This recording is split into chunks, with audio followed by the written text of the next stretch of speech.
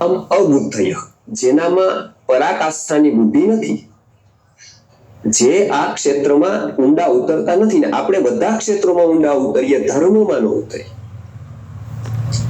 આપણે શું છે કે આપણને લાગે છે કે આમાં બહુ વિચારવાનું જ ન હોય, જેમાં વિચાર બિલકુલ નહીં કરવાનો નહીં ધર્મ, એમાં બહુ ઊંડું ઉતરાય જ નહીં, કેમ કે એનું ક્યાંય પાર જ ન આવે. પછી એની કઈ રાખી તો એના કરતા આપણે થોડું થોડું કરાય, બહુ કોઈનામાં પ્રભાવિત ન થાય. 100 રૂપિયા, 150 રૂપિયા, 200 રૂપિયા લોકો રાખે, જુનાગઢ જઈ આવે, ત્યાં 10 રૂપિયા સાધુને દઈએ, વાં દઈએ. આપણે થોડું થોડું કરાય, કોઈમાં ઊંડા ઉતરી તો તકલીફ ને ઊંડું જ નહીં ઉતરવાનું. જે ક્રિય મહાન, સાધુ મહાન, ઓલાય સારા. હવે આ જ વાત તમે જો પોતાના બિઝનેસમાં લગાવો તો કોઈ દિવસ ચાલે. જો કોઈ ગોલ્ડમેન, કોઈ સોનાનું કામ કરતો એની એમ કે 24 કેરેટ સાચું, 22 સાચું, મિશ્રણ વાળું સાચું, તાંબુ સાચું, પતરાય સાચા, ભંગારે સાચો, તો કોઈ દિવસ ઈ સોનાની પરખ ન કરી શકે. બધું જ જેને સાચું લાગે ને એને એવું લાગે કે આમાં એને રસ નથી. એવું તો એને કેમ બિઝનેસમાં બધું સાચું નથી લાગતું, તો કેમ મિલાવટ વાળો માલ સારો ન લાગે? એટલે પહેલી વાત શું થાય કે આપણને જ્યારે ધર્મમાં રુચિ થાય, ત્યારે સત્ય તરફની આકાંક્ષા જાગે, ત્યારે ઈશ્વર શું છે એવો પહેલી જિજ્ઞાસા આપણને પ્રગટ થાય. એટલે અહીંયા શું કીધું કે જેની બુદ્ધિ ઓછી છે, કે જે ધર્મમાં બુદ્ધિ લગાવતા નથી, એના માટે ઈશ્વર એ હોઈ શકે કે કોઈ ચમત્કાર કરતા હોય, કોઈ મોટું હોય, કોઈ નાનું, આવી બધી વાત ભ્રાંતિઓ એના જીવનમાં રહે. એટલે કેમ તો કે વ્યક્તિને માનતા, કોઈક વ્યક્તિને ઈશ્વર માનતા રહે, વ્યક્તિમાં પણ એ વ્યક્તિ તો નથી. ભર્તુહરી કહે છે સરસ, એ કહે છે કે એ કોઈ વ્યક્તિ નથી, એ એક જ શક્તિ છે. યમ શૈવામુપાસતે શિવ ઇતિ, જેને શૈવ લોકો છે એ યમ શૈવામુપાસતે શિવ ઇતિ, એને શિવ કહે છે, શંકર કહે છે. બ્રહ્મેતિ વેદાંતિનો, બ્રહ્મ વેદાંતિ લોકો એને બ્રહ્મ કહે છે. બુદ્ધા બુદ્ધ ઇતિ પ્રમાણપટવઃ કર્તેતિ નૈયાયિકાઃ, બુદ્ધ લોકો છે, બૌદ્ધા છે, એને બુદ્ધ કહે છે. પ્રમાણપટુ, બુદ્ધિશાળી, તર્કના પારગામી અને સુસૂક્ષ્મ બુદ્ધિવાળા નૈયાયિકો છે, ન્યાય દર્શન ભણવા વાળા, એને કર્તાના રૂપે જોવે છે કે વિશ્વનું સંચાલન કોઈ કરતું હોય તો એ કર્તા છે. અર્હન નિત્યથ જૈન શાસન રતા, અર્હન કોક છે, વિતરાગ છે, ઈ પરમાત્મા છે, એવું જૈન લોકો કહે છે. અર્હન નિત્યથ જૈન શાસન રતા કર્મેતિ મીમાંસકા, મીમાંસકો કહે છે કે એવું ઈશ્વર, તમારું કર્મ જ ઈશ્વર છે. જેમ અત્યારે ઘણા કહે છે કે પ્રકૃતિ જ ઈશ્વર છે, કોઈ કે પાણી જ ઈશ્વર છે, કોઈ કે વૃક્ષો જ ઈશ્વર છે. બીજા ઈશ્વરમાં અમે માનતા જ નથી, કોઈ પાણીને માની છે, વૃક્ષોને માની છે, એ જ ઈશ્વર, પ્રકૃતિ ઈશ્વર. પ્રકૃતિ એ કેન્દ્રીય જીવ છે.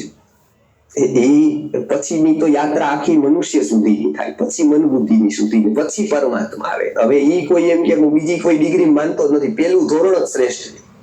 બાલ મંદિર જ મોટી ડિગ્રી છે, એક એમાં નાસ્તો મળે છે, ઓલાને બિચારા હેરાન થઈને જવું પડે યુનિવર્સિટીમાં લોન લઈને. આમાં તો સામેથી લોકો આપે છે એને લેવા માટે, તો સૌથી સહેલું શિક્ષણ કેવું કહેવાય? આપણને એવું થાય. બીજું, બાલ મંદિરમાં કેટલા બધા સ્ટુડન્ટ છે, લાઈન જ લાગતી હોય. આંગણવાડીમાં તો ગણ્યા ગણાય નહીં એટલા છે. પીએચડી કરવા વાળા કેટલા છે? બહુ ઓછા, કેમ કે જેમ જેમ સ્તર વધતું જાય એમ ક્વોન્ટિટી ઘટતી છે. તો કે કર્મેતિ મીમાંસકા, કર્મ જ ઈશ્વર છે એવું મીમાંસકો માને છે. પછી તો કે સોયમ વિદધાતુ ફલમ ત્રૈલોક્યનાથો હરિ, એ કે ઈ તો બધા અલગ અલગ કહે છે, અલગ અલગ છે, એક જ કોઈ શક્તિ ત્રિલોકને ચલાવવા વાળી છે, એના જ બધા અલગ અલગ નામ છે. સોયમ વાંછિત ફલમ વિદધાતુ ત્રૈલોક્યનાથો હરિ, એ એક જ છે, કોઈ અલગ અલગ નથી, અલગ અલગ નામ લોકો કહે છે. અહીંયા એ ઈશ્વર જે આપણે જેવું માનીએ છીએ, આપણે જે સમજ છે એનું કારણ આપણી સમજ આપણા ઘરથી, સમાજથી ડેવલપ થઈ. એમાં કોઈ ખોટું નથી, કેમ કે આપણું સબકોન્શિયસ જેવું વાતાવરણમાં રહીએ, જેવું લોકો સાથે રહે, એવું બધું એ રીતે ઘડા.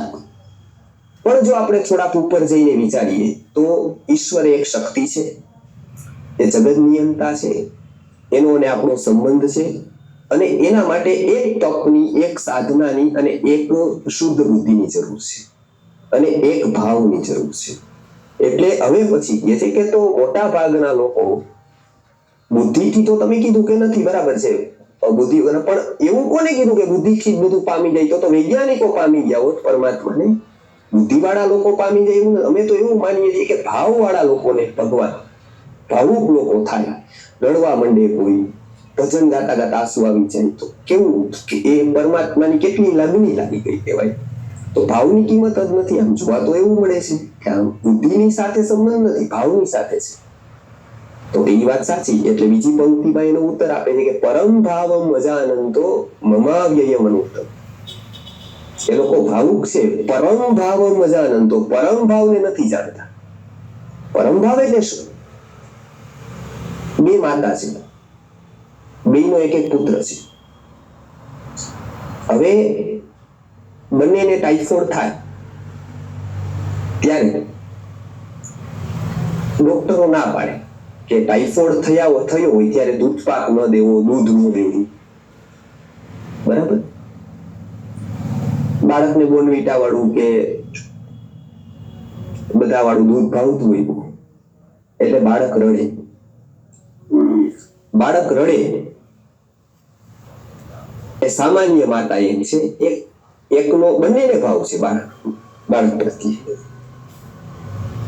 હવે ટાઇફોઇડ થયેલાને બાસુંદી, દૂધ, દૂધપાક બાળક માગે છે, રડે છે કે મને આપ, મને આપ, બરાબર? સામે પણ લોકો છે, બાળક માગે છે, દૂધ પણ તપેલી ભરીને પડેલું છે. એવું નથી દૂધ નથી, દૂધ, બોર્નવિટા, ડબ્બા બધું જ છે.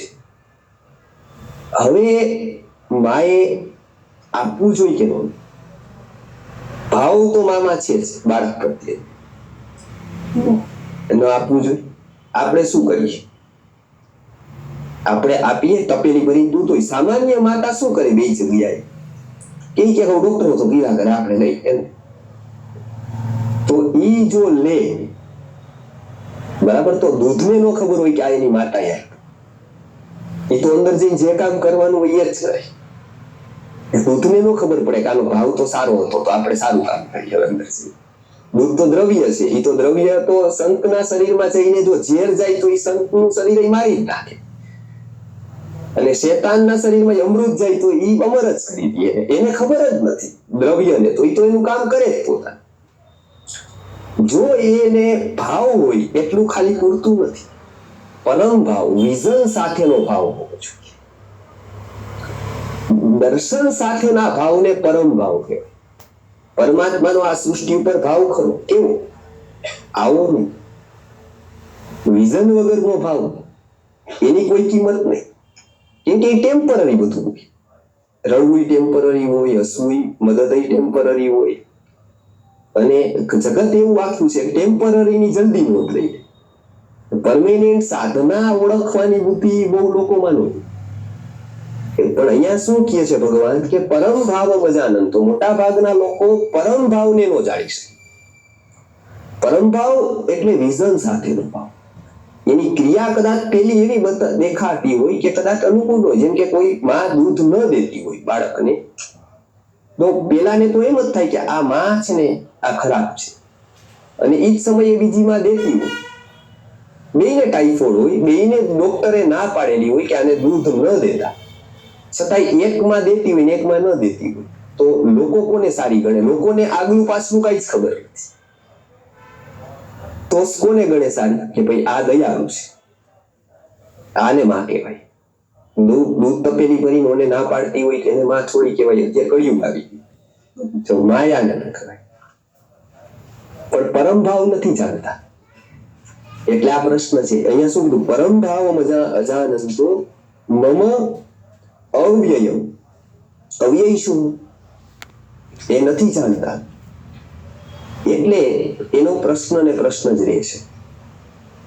તો ઈશ્વરનું અહીંયા શું છે એવું બતાવ્યું પહેલા, કે એક પરમ ભાવ છે પ્રત્યેક જીવ પ્રત્યેનો વિકસિત કરવાનો. એનો પરમ ભાવ છે. પરમ ભાવ છે તો જરૂરી નથી ક્રિયા બધાની સરખે સરખી થાય, સૃષ્ટિ પ્રત્યે સરખી થાય. અને બધાને પ્રશ્નો હોય કે આ જગત જો પરમાત્માએ બનાવેલું હોય તો આટલા દુઃખ કે, આટલા એક્સિડન્ટ કે, આટલા લોકો મરે કે, બરાબર ને? એવું જ હોય. પણ ઈશ્વર આપણે જેવી રીતે કર્તૃત્વના વ્યવસ્થાની રીતે જોઈએ, કોઈ વ્યક્તિની રીતે નહીં. તો વિચારો કે એક ચંદ્ર છે, એક ચંદ્રનો પ્રકાશ આવે તો